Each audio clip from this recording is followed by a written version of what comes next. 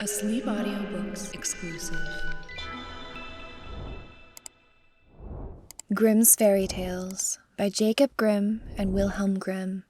Read by E. Campbell for the Sleep Audiobooks YouTube channel and sleepaudiobooks.com. Tom Thumb. A poor woodman sat in his cottage one night, smoking his pipe by the fireside, while his wife sat by his side spinning. "How lonely it is," said he, as he puffed out a long curl of smoke, "for you and me to sit here by ourselves, without any children to play about and amuse us while other people seem so happy and merry with their children." "What you say is very true," said the wife, sighing and turning round her wheel. "How happy should I be if I had but one child, if it were ever so small, nay, if it were no bigger than my thumb. I should be very happy and love it dearly." Now, odd as you may think it, it came to pass that this good woman's wish was fulfilled, just in the very way she had wished for it. For, not long afterwards, she had a little boy, who was quite healthy and strong, but was not much bigger than my thumb. So they said, "Well, we cannot say that we have not got what we wished for, and little as he is, we will love him dearly." And they called him Thomas Thumb. They gave him plenty of food, yet for all they could do, he never grew bigger, but kept just the same size as he had been when he was born. Still his eyes were sharp and sparkling, and he soon showed himself to be a clever little fellow, who always knew well what he was about. One day, as the woodman was getting ready to go into the wood to cut fuel, he said, "I wish I had someone to bring the cart after me, for I want to make haste." "Oh, father," cried Tom, "I will take care of that. The cart shall be in the wood by the time you want it." Then the woodman laughed and said, "How can that be? You cannot reach up to the horse's bridle." "Never mind that, father," said Tom. "If my mother will only harness the horse, I will get into his ear and tell him which way to go." "Well," said the father, "we will try for once." When the time came, the mother harnessed the horse to the cart, and put Tom into his ear. And as he sat there, the little man told the beast how to go, crying out, "Go on!" and "Stop!" as he wanted. And thus the horse went on just as well as if the woodman had driven it himself into the wood. It happened that as the horse was going a little too fast, and Tom was calling out, "Gently, gently!" two strangers came up. "What an odd thing that is," said one. "There is a cart going along, and I hear a carter talking to the horse, but yet I can see no one." "That is queer indeed," said the other. "Let us follow the cart and see where it goes." So they went on into the wood till at last they came to the place where the woodman was. Then Tom Thumb, seeing his father, cried out, "See, father, here I am with the cart, all right and safe. Now take me down." So his father took hold of the horse with one hand, and with the other took his son out of the horse's ear, and put him down upon the straw, where he sat as merry as you please. The two strangers were all this time looking on, and did not know what to say for wonder. At last one took the other aside and said, "That little urchin will make our fortune, if we can get him, and carry him about from town to town at a show. We must buy him." So they went up to the woodman and asked him what he would take for the little man. "He will be better off," said they, "with us than with you."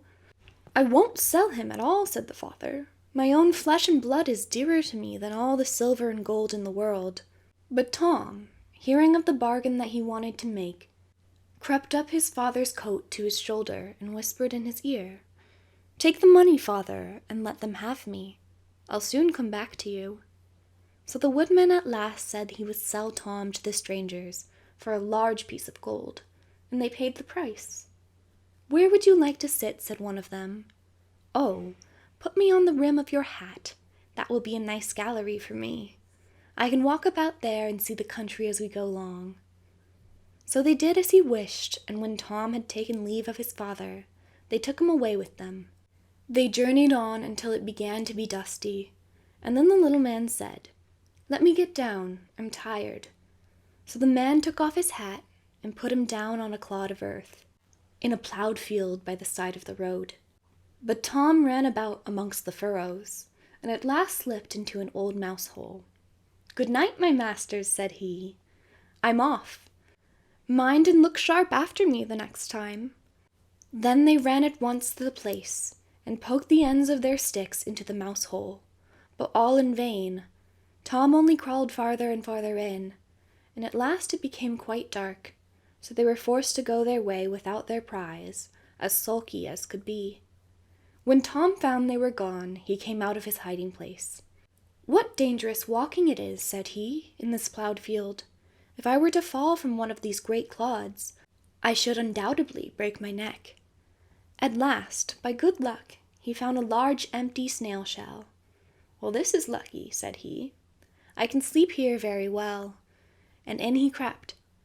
Just as he was falling asleep, he heard two men passing by, chatting together, and one said to the other, "How can we rob that rich parson's house of his silver and gold?" "I'll tell you," cried Tom. "What noise was that?" said the thief, frightened. "I'm sure I heard someone speak." They stood still listening, and Tom said, "Take me with you, and I'll show you how to get the parson's money."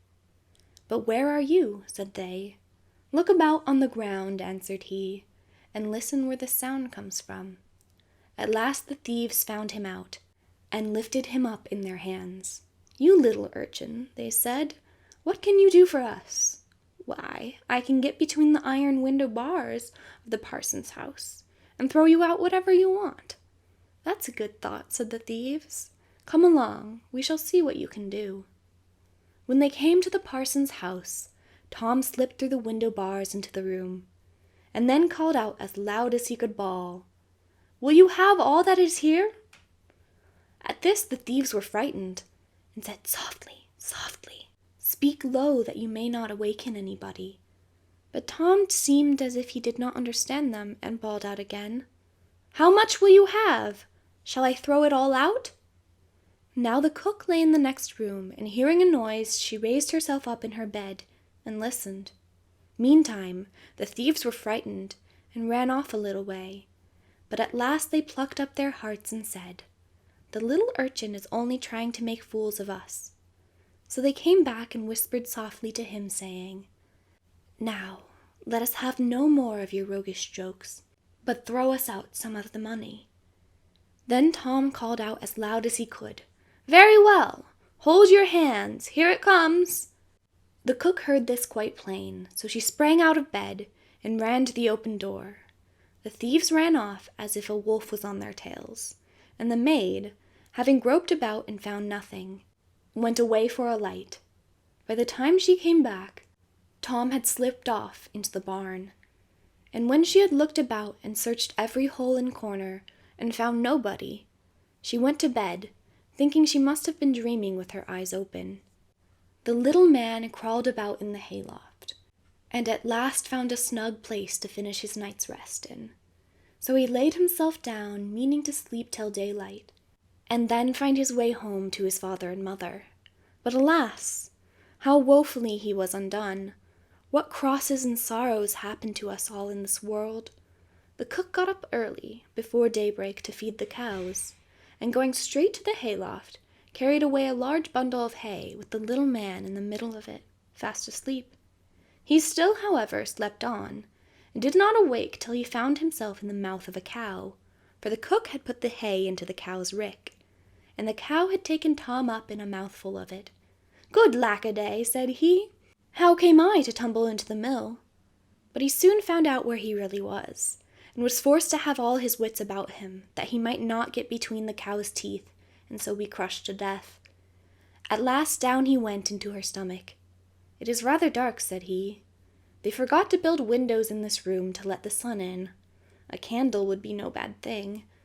Though he made the best of his bad luck, he did not like his quarters at all, and the worst of it was that more and more hay was always coming down, and the space left for him became smaller and smaller. At last he cried out as loud as he could, "Don't bring me any more hay! Don't bring me any more hay!"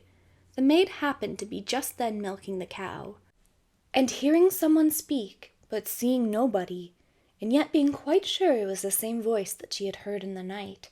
She was so frightened that she fell off her stool and overset the milk pail. As soon as she could pick herself up out of the dirt, she ran off as fast as she could to her master the parson and said, "Sir, sir, the cow is talking." But the parson said, "Woman, thou art surely mad." However, he went with her into the cow-house to try and see what was the matter. Scarcely had they set foot on the threshold when Tom called out, "Don't bring me any more hay." Then the parson himself was frightened, and thinking the cow was surely bewitched, told his man to kill her on the spot. So the cow was killed and cut up, and the stomach, in which Tom lay, was thrown out upon a dunghill. Tom soon set himself to work to get out, which was not a very easy task. But at last, just as he had made room to get his head out, fresh ill luck befell him. A hungry wolf sprang out, and swallowed up the whole stomach with Tom in it, at one gulp, and ran away. Tom, however, was still not disheartened, and thinking the wolf would not dislike having some chat with him as he was going along, he called, "My good friend, I can show you a famous treat." "Where's that?" said the wolf. "In such and such a house," said Tom, describing his own father's house. "You can crawl through the drain into the kitchen, and then into the pantry, and there you will find cakes, ham, beef, cold chicken, roast pig, apple dumplings, and everything that your heart can wish." The wolf did not want to be asked twice, so that very night he went to the house, and crawled through the drain into the kitchen, and then into the pantry, and ate and drank there to his heart's content. As soon as he had had enough, he wanted to get away, but he had eaten so much that he could not go out by the same way he came in. This was just what Tom had reckoned upon. Now he began to set up a great shout, making all the noise he could. "Will you be easy?" said the wolf. "You'll awaken everybody in the house if you make such a clatter." "What's that to me?" said the little man. "You have had your frolic. Now I've a mind to be merry myself." And he began singing and shouting as loud as he could. The woodman and his wife, being awakened by the noise, peeped through a crack in the door. But when they saw the wolf was there, you may well suppose that they were sadly frightened. And the woodman ran for his axe, and gave his wife a scythe. "Do you stay behind," said the woodman, "and when I have knocked him on the head, you must rip him up with the scythe." Tom heard all this and cried out, "Father, father, I am here! The wolf has swallowed me." And his father said, "Heaven be praised! We have found our dear child again." And he told his wife not to use the scythe, for fear she should hurt him. Then he aimed a great blow, and struck the wolf on the head, and killed him on the spot. And when he was dead, they cut open his body, and set Tommy free. "Ah," said the father, "what fears we have had for you." "Yes, father," answered he, "I have travelled all over the world, I think, in one way or another since we parted, and now I am very glad to come home and get fresh air again." "Why, where have you been?" said his father. "I've been in a mouse hole, in a snail shell, and down a cow's throat, and in the wolf's belly, and yet here I am again, safe and sound." "Well," said they, "you are come back, and we will not sell you again for all the riches in the world." Then they hugged and kissed their dear little son, and gave him plenty to eat and drink, for he was very hungry. And then they fetched new clothes for him, for his old ones had been quite spoiled on his journey. So Master Thumb stayed at home with his father and mother in peace. For though he had been so great a traveller, and had done and seen so many fine things, and was fond enough of telling the whole story, he always agreed that, after all, there's no place like home. End of Tom Thumb.